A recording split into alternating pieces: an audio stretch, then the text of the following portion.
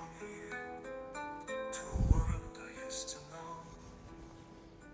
News is shouting loud alarms, chaos knocking at the door.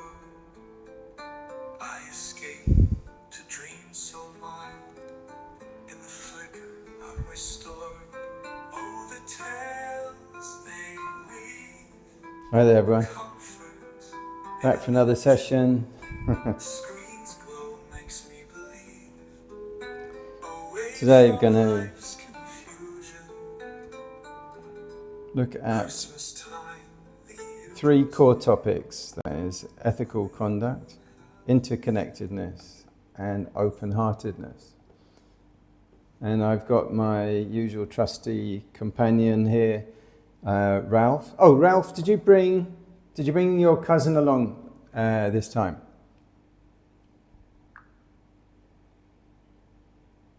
Yeah, I did. He's right here. Just wait till you see him.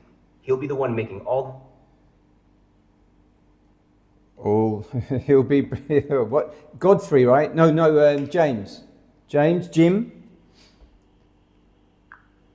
No, it's Jeff.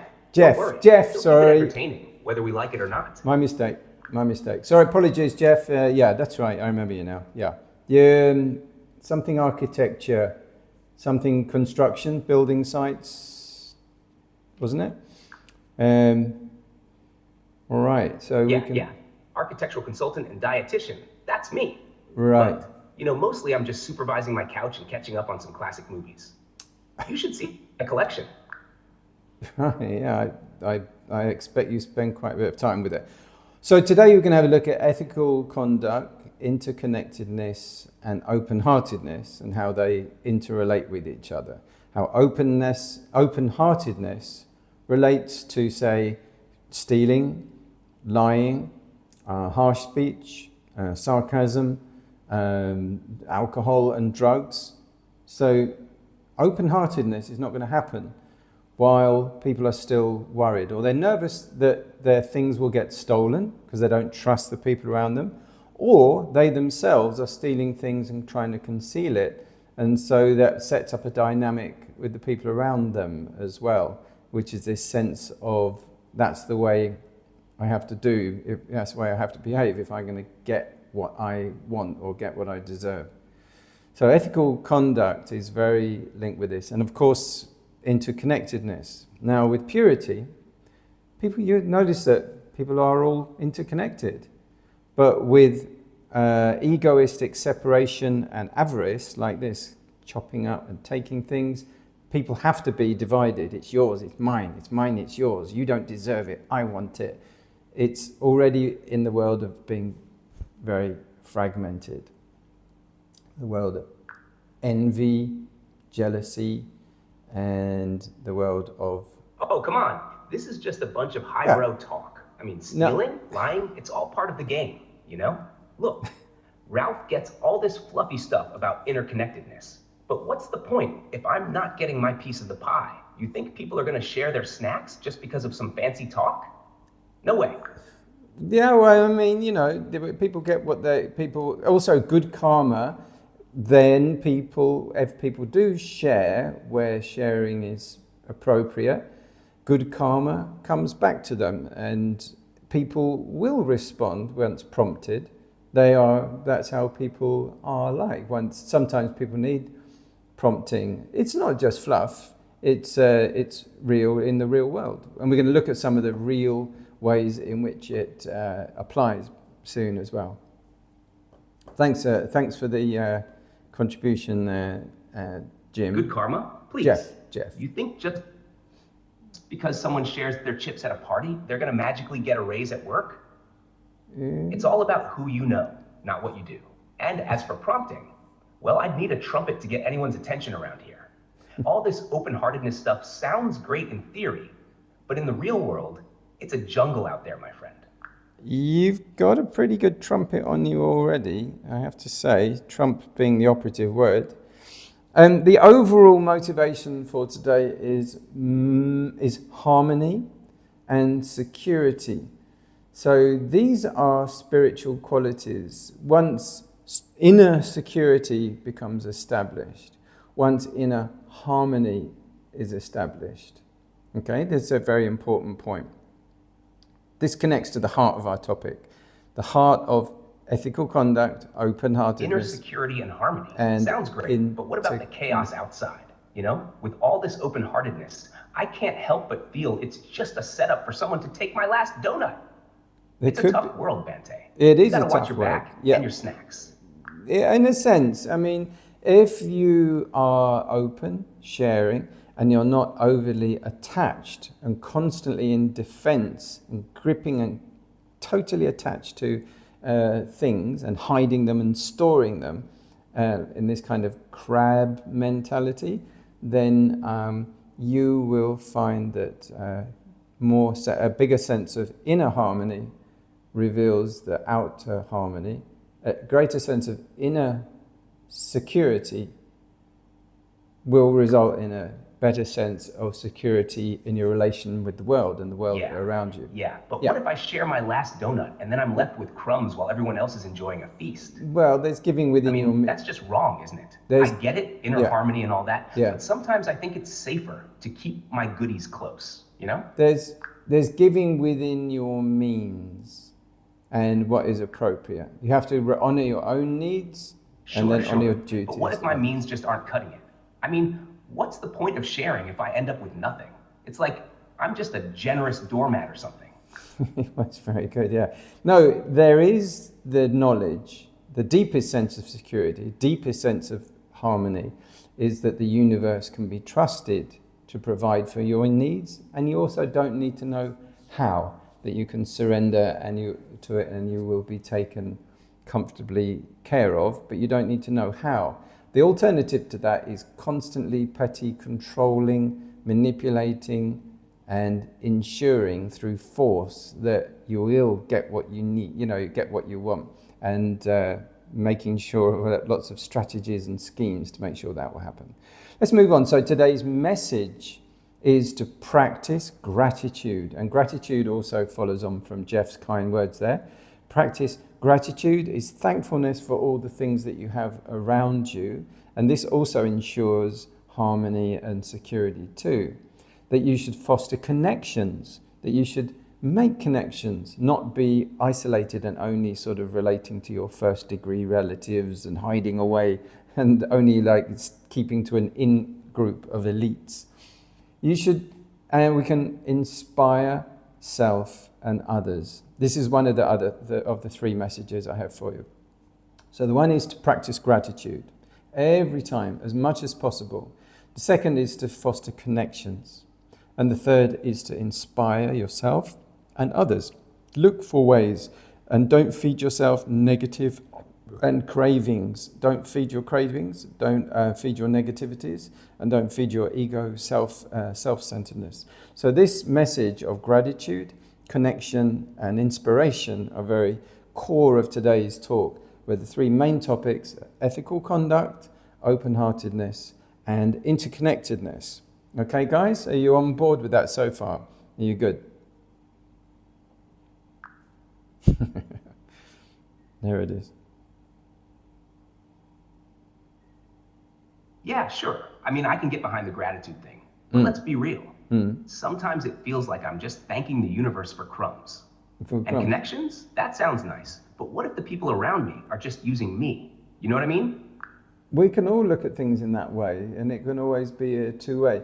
There is a genuine, phenomena. If someone's really is using you, then you move on. You're in almost all of your relationships by a sort of voluntariness.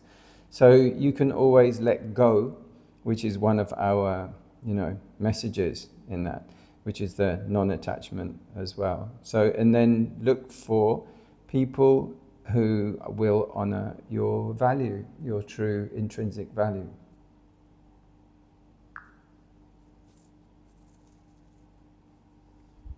Yeah, but come on, Bante. You make it sound easy. Just let go. If I had a nickel for every time I've heard that, I'd be a millionaire. Besides, how do I even know who's honoring my value and who's just feeding me a line? Well, sometimes we have to try it and see, and we have to sort of be developing that shrewdness as well. In this talk today, what I'd like you to reflect about is parenting, family, and coping with change. So ethical conduct affects parenting, and ethical conduct affects family. Ethical conduct affects coping with change as well. If you're that suspicious and fearful and doubtful and skeptical, you will find it necessary to try to keep and steal. You won't be able to trust it. This happens with parenting and the relationship of children towards parents as well. If parents are generous, and they know that if you're generous, what goes around will come around, you will be able to cope with change because the trust in the fabric of the universe and its laws is there. If a family honors generosity and honesty, then there's no need to be deceptive, because if the love is flowing around and it's visible in terms of generosity, and that's in generosity of spirit as well. But if you're teaching and spreading the messages around within a family that it's fight or flight, that it is fight or survive, it's a survival of the nastiest, and it's that sort of bitter, animalistic kind of values and messages that are being taught, that you have to, everybody has to hunker down and hide, keep their own thing and keep themselves to themselves, then everyone's acting in division, this is the ego rules, then you will foster bitterness and resentment and a fear-based value system. So parenting is intimately linked with ethical conduct and open-heartedness. If otherwise, you will have a family of closed-heartedness, distrust, dislike, contempt, unhappiness, quarrels, and so on. Because interconnectedness, remember this is our three. Ethical conduct, so not stealing and shoplifting, not lying, not bullying, not being honourable and faithful as well. So if a husband is being unfaithful or a wife is being unfaithful, the trust has gone already, is very, very fragmented. And so there's a sense of betrayal, there's a sense of fragmentation and sort of self-indulgence or self-indulgence in there as well. Alcohol and drugs. Alcohol also leads to an increase in quarrels, decline in health, and disrupted sleep patterns, misuse of money that could be well spent on things for the family that are cooperative. It meets the needs of children and so on for their hobbies, and their clothing, those other kind of things where generosity is expressed in terms of their, the clubs they go to and so on. So the honouring this interconnectedness, that it's not things are not begrudgingly given, or the children aren't a mirror, of the parent. They are their own person. They are their own individual. They have their own karma. They are not created by the parent, and they're not a little mini version of the parent. They're not a replicant or something. They are unique. They have their own karma. They've had their own previous lives, and they've developed their own particular talents and skills, and have their own karmic account. And it might be less, and it might be more than anyone other people was there. So we can look through this other threefold: parenting, family, and coping with change. Change is a very unusual and difficult thing to cope with, say like with COVID, or like with other things as well. That's a very complex thing, but change is always around us. How well are we going to cope with it? So we can look at a kind of analogy here that these values are like a compass. When you set the family values towards ethical conduct, towards open-heartedness, and towards recognizing the interconnectedness of everyone within the family, then we will be on course. But otherwise, without spiritual values like that, then you have a really rudderless ship, and there won't be also that magnetism. common values within the family as well. And then the house becomes like a warm fireplace in terms of belonging, in terms of inclusion, in terms of safety. Sorry, as well. I'm having issues right now. You're right, you Our are. systems are It's okay. experiencing heavy load. Please try again later. That's okay, Ralph. You good? So another analogy that it's interconnectedness, you see that people are all of a web, that they are interconnected in the same way that a web is, or a network is. I want to give you a paradoxical statement. Oh, like a spider's web, right? You Yeah. pull one thread and it shakes the whole thing up. But come on, Kind of. what if I'm the one in the middle and everyone else is just using me as their support system? That's a bit scary. Everyone has their own support system from the universe. So the family is only part of the story. And so each individual has their part in the enormous network of life. A paradoxical phenomena is that to open your heart, you have to confront. Yeah, I get that. But come on, does that mean I gotta be all noble and interconnected? Can't I just hang out in my corner, eat chips, and binge watch my shows without worrying about the whole universe? You don't have to be noble, you already are. This is what I wanted to go on to say, that in order to have an open heart, you have to confront those walls that we've built around the heart, the fortress around the heart, in order to defend, in order to survive. And we also have to learn that living without that is more safe than with it. That all the defenses are actually not functional. They're presented to be functional, but actually they're just like broken mirrors. They don't really function for anything well. They just are a phenomena that's come about in other times in order to attempt to protect and defend. And yet they're often immature behaviors and out of sync with the present moment as well. Those are the nature of the defenses. There are lots of types of defenses that have been listed. We won't go into that right now. Yeah. So sometimes it takes isolation in order that we discover exactly how we're connected. This is also one of the phenomena behind meditation retreats, is that you go into isolation, but it helps you to uncover and reveal how you're universally interconnected.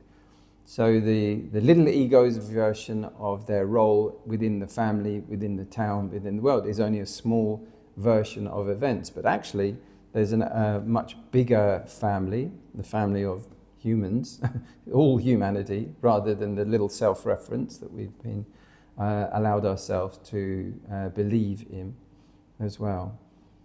So put it on a role reversal now. Just put yourself in the shoes of your parents and the children part of you. So you can remember being a child and you can remember what your adult parents were like. So now reverse that. See your parents as the school children getting ready to go off to school, and you be the adult. It's a little role reversal mind game, if you like, a little sort of mental make-believe. Okay, so you be your mother or your father, depending on how do you want to do it. And then you be looking down at the children in the house, in your imagination, and have the physiognomy, the face and the behavior of your parent as they're in their school uniform, ready to go off to school. Try that. See the breakfast scene.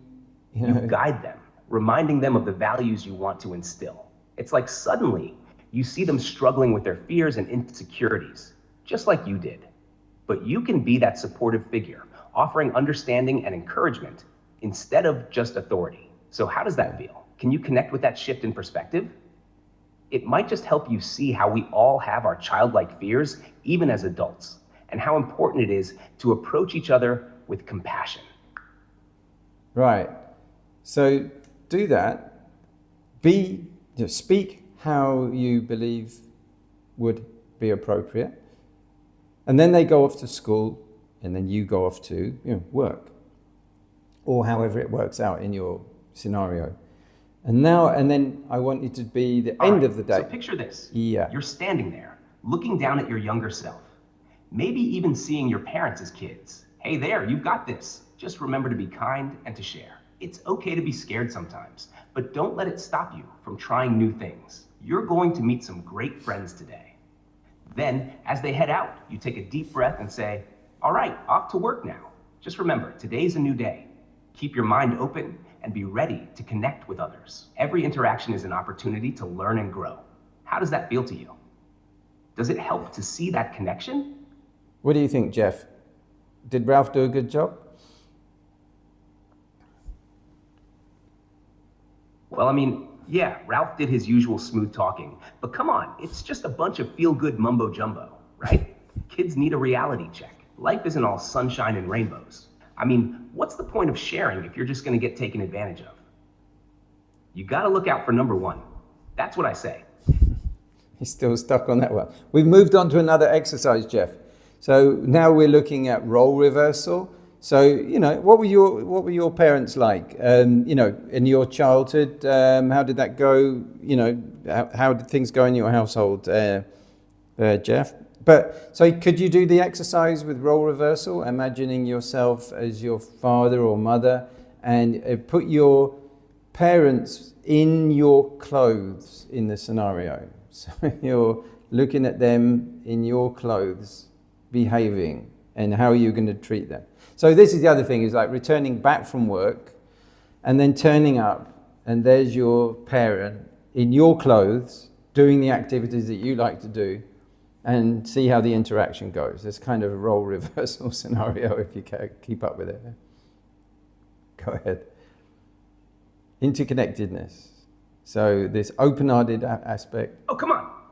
You want me to pretend my parents are in my clothes? That's a bit much, don't you think? They'd probably just be sitting around complaining about how things were better back in their day while I'm trying to watch my shows. I mean, they didn't really get my lifestyle, you know? But if I were them, I'd probably just roll my eyes and tell them to get off the couch and do something productive. What a picture that would be. Yeah, my granddad was always saying that he remembers back in the day you could always leave the back door open. I suppose that's how his submarine sunk. Bit of humour for you, bit of humour for you. Aha, that's a classic. Yeah, aha. I guess he really believed in that old saying about keeping the door open for opportunity. But I bet if he had a submarine, he'd be the first to lock it up tight. Those old timers have some wild stories though, don't they? Yeah, I mean, my dad was always keen on saving electricity. He was always going around pulling all the plugs out and turning all the lights off. And I guess that is how he lost his job with air traffic control. So there you go. But he did move on to another job. He went into car manufacture for quite a while, but then he moved on. You know, one door closes, another door opens. But apart from that, the cars were quite good. Sorry, these are very Milton Jones, I think his name is. Sounds like your dad had quite the journey. It's impressive how he adapted after losing that job. I guess he really believed in that saying about one door closing and another opening. And hey, at least the cars turned out well. Do you have any favorite memories from those days in car manufacturing?